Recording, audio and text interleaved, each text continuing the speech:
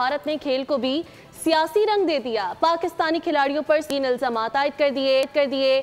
भारतीय मीडिया के मुताबिक बीसीसीआई ने आईसीसी को शिकायत दर्ज कराई कि साहिबजादा फरहान और हारिस रऊफ ने मैच के दौरान गैर मुनासिब इशारे किए। जवाबी कार्रवाई में पीसीबी ने भी भारतीय कप्तान सूर्या कुमार यादव के खिलाफ शिकायत दर्ज करा दी।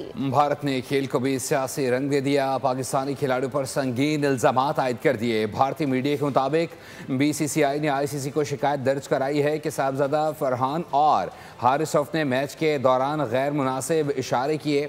जवाबी कार्रवाई में पीसीबी ने भी भारतीय कप्तान सूर्य कुमार यादव के खिलाफ शिकायत दर्ज करा दी।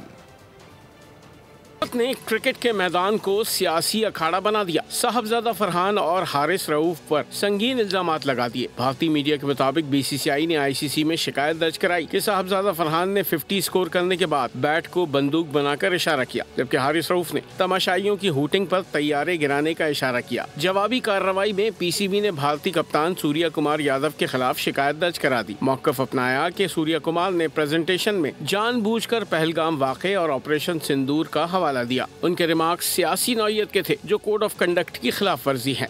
We stand by with the victims of the families of Pahalgam terror attack and we express our solidarity, and also most important thing for me, we want to dedicate today's win to all our armed forces who showed a lot of bravery. जराये के मुताबिक match referee Richie Richardson ने भी सूर्या कुमार के बयान को खेल की साख के मुनाफी करार दिया। मामले की समाअत जल्द मुतवक्के है। भारतीय कप्तान को जुर्माने या मुअत्तली का सामना करना पड़ सकता है।